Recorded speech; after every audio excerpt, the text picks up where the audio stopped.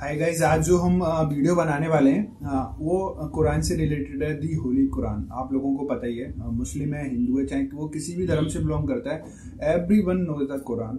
तो आज हम इसी पर ही बात करेंगे।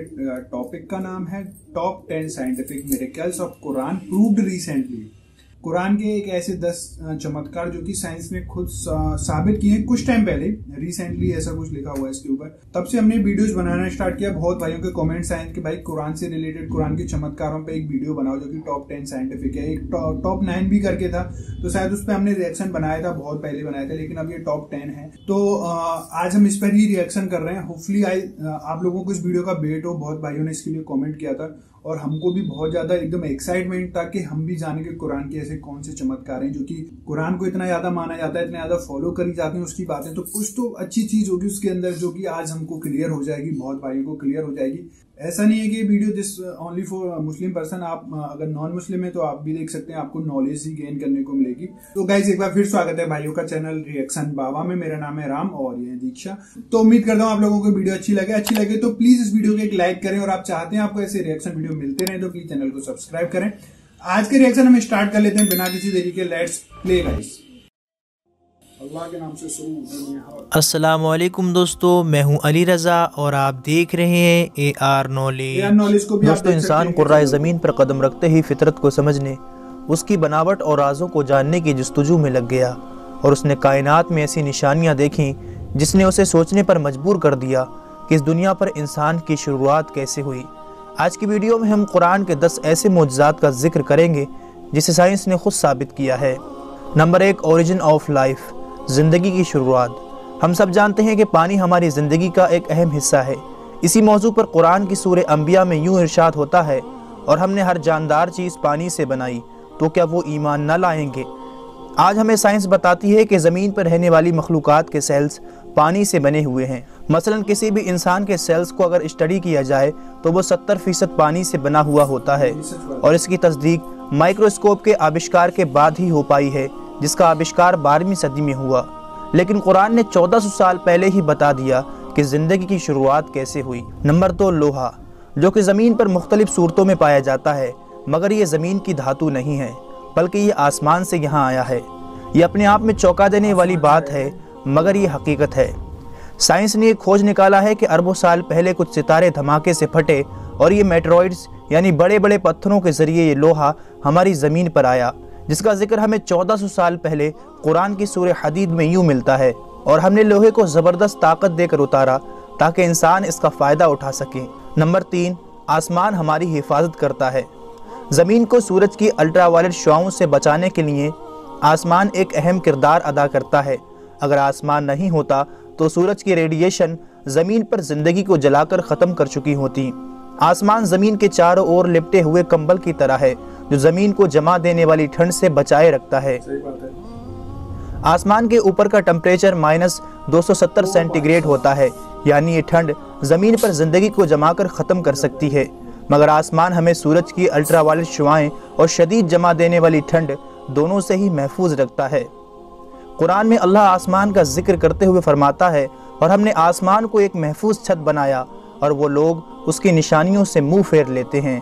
नंबर 4, पहाड़। कुरान हमारा ध्यान पहाड़ों की तरफ एक बहुत ही ख़ास पहलू की तरफ खींचता है।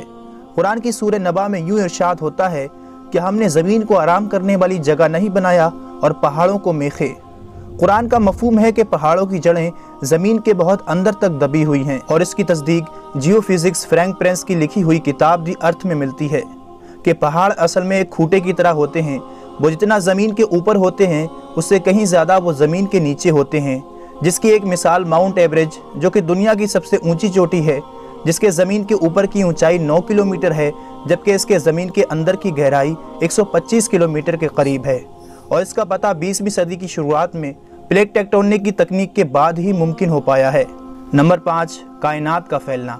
आज से 1400 साल पहले जब फल्कियात का इल्म मौजूद नहीं था, जब टेलीस्कोप का आविष्कार नहीं हुआ था, उस वक्त कुरान इस कायनात के बारे में इरशाद फरमाता है, और आसमान को हमने अपनी कुदरत से बनाया, और बेशक हम इसे फैलाते जा रहे हैं। और इसकी तस्दीक 20वीं सदी के एक अजीम साइंसदान स्टीफन हॉकिंग अपनी किताब a brief of the time में लिखते हैं कि ये 20वीं सदी की सबसे बड़ी खोज है कि कायनात वक्त के साथ फैलती जा रही है।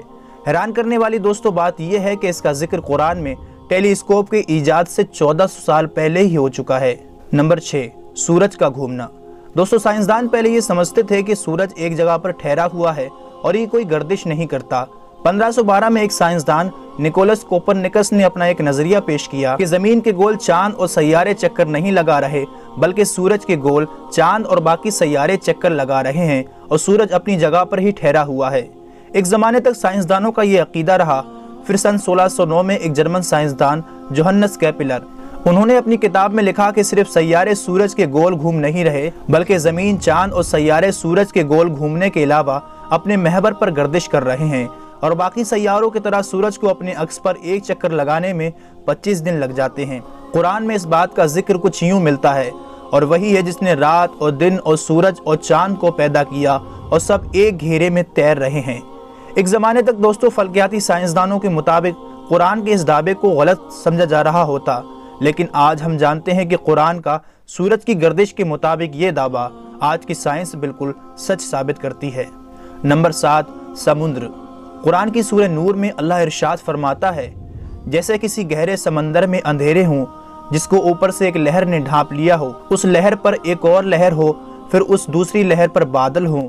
अंधेरे ही अंधेरे हैं, एक के ऊपर दूसरा अंधेरा है कि जब कोई अपना हाथ निकाले तो उसे अपना हाथ भी दिखाई देता मालूम ना हो, और जिसके लिए अल्लाह नूर ना बनाए उसके लिए कोई नूर नहीं।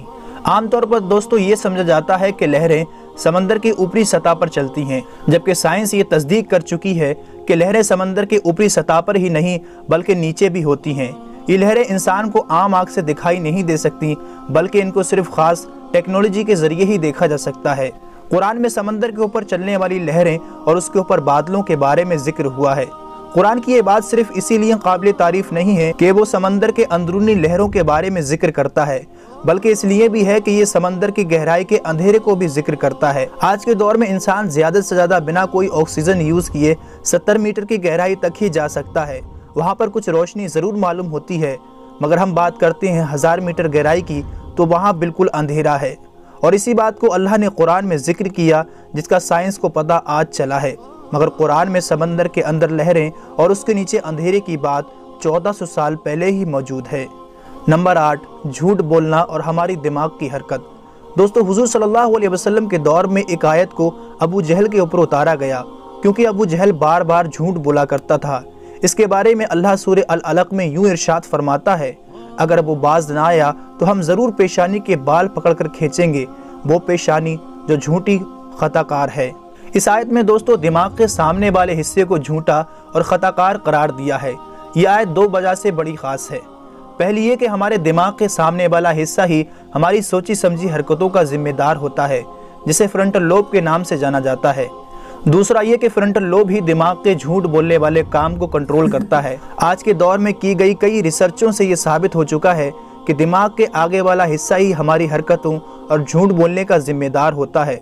और इंसानी दिमाग का ये फंक्शन 20वीं सदी में साइंस के एडवांस होने पर ही हमें मालूम हुए हैं, जबकि कुरान इस तरफ इशारे कब का कर चुका है। नंबर 9, इंसान को दर्द का महसूस होना। दोस्तों काफ़ी लंबे अरसे तक लोग यही समझते रहे हैं कि दर्द को महसूस करने वाले सेल्स हमारे दिमाग में होते हैं। हालांकि बाद में ये तहकीक से पता चला कि दर्द को महसूस करने वाले पिन रिसेप्टर सेल्स हमारी खाल में ही होते हैं और इनके बिना हम दर्द को महसूस नहीं कर सकते। इसका जिक्र कुरान की सूरह निसा में कुछ यूँ होता है, बेशक वो लोग जिन्होंने हमारी आयतों से इनकार किया हम उन्हें आग में झुलसाएंगे, और जब उनकी खाल जल जाएगी तो हम उन्हें उसके बदले दूसरी खाल देंगे ताकि वो दर्द को लगातार महसूस कर सकें। बेशक अल्लाह ज़बरदस्त हिकमत वाला है। दोस्तों कुरान में इसका जिक्र 1400 साल पहले मिलता है कि दर्द को महसूस करने वाले सेल्स हमारी खाल में ही होते हैं, ना कि दिमाग में। इसकी खोज अब आकर 20वीं सदी में हुई है। Number 10, the big bang. हमारी दुनिया कैसे वजूद में आई। दोस्तों 80 से 90 साल पहले दुनिया का सबसे बड़ा और अहम सवाल ये था कि ये दुनिया कैसे वजूद में आई। फिर अचानक 1931 में एक साइंसदान जॉर्ज लेमेत्रे ने कहा कि ये यूनिवर्स पहले एक सिंगल पॉइंट यानी इब्तिदाई गोला था, फिर एक बड़ा धमाका हुआ जिसकी वजह से ये चांद, सूरज, सितारे और हमारी ये दुनिया और सारी कहकशाएं वजूद में आई, जिसे साइंस की ज़बान में कहा गया द बिग बैंग यानी बड़ा धमाका। साइंस ने यह तहकीक तकरीबन 50 साल पहले की कि किस तरह ये कायनात वजूद में आई, मगर कुरान में इसका जिक्र हमें 1400 साल पहले मिलता है। क्या इनकार करने वाले ये नहीं जानते कि ये ज़मीन और आसमान मिले हुए थे और हमने इन्हें जुदा किया? और इस तहकीक को साइंस की एक बड़ी खोज माना जाता है। याद रहे दोस्तों, कुरान कोई साइंस की किताब नहीं बल्कि ये निशानियों की किताब है जो हमें इस कायनात में गौर व फिक्र करने की दावत देती है। और तुम अपने रब की कौन कौन सी निशानियों को जुटलाओगे? दोस्तों, अगर आपको ये वीडियो पसंद आया हो तो इसे लाइक और ज़्यादा से ज़्यादा अपने तमाम दोस्तों को शेयर ज़रूर कीजिएगा। तो गाइस, ये वीडियो था टॉप 10 साइंटिफिक मिरेकल्स थे इसके अंदर। काफ़ी ज़्यादा अच्छे थे और इसमें से मतलब एक दो तो मैंने पढ़ा भी है, सुना भी है। पानी का बताना, लोहा, जो कि लोहा जमीन से पैदा नहीं हुआ है, वो ऊपर से कुछ आपस में टकराए थे, उनका नीचे चीज़ गिरना वो लोहा बना था। तो बहुत अच्छे से साइंटिफिक फैक्ट इसके अंदर दिखाए गए थे जो कि कुरान से लिए गए हैं, ऐसा भाई का ये बोलना है। तो मुझे बहुत अच्छा लगा। आई होप आप लोगों को भी अच्छा लगा होगा और उम्मीद करते हैं आप लोग ऐसी और वीडियोस के लिए हमको और रिकमेंडेशन देंगे। तो अगर आपको वीडियो अच्छी लगी है तो प्लीज़ गाइस इस वीडियो को लाइक ज़रूर करें, और आप चाहते हैं आपको ऐसे रिएक्शन वीडियो मिलते रहें तो प्लीज़ चैनल को सब्सक्राइब करें। आज के रिएक्शन हम यहीं एंड करते हैं, मिलते हैं नेक्स्ट और रिएक्शन में। तब तक के लिए thank you so much for watching. Bye bye guys, see you guys.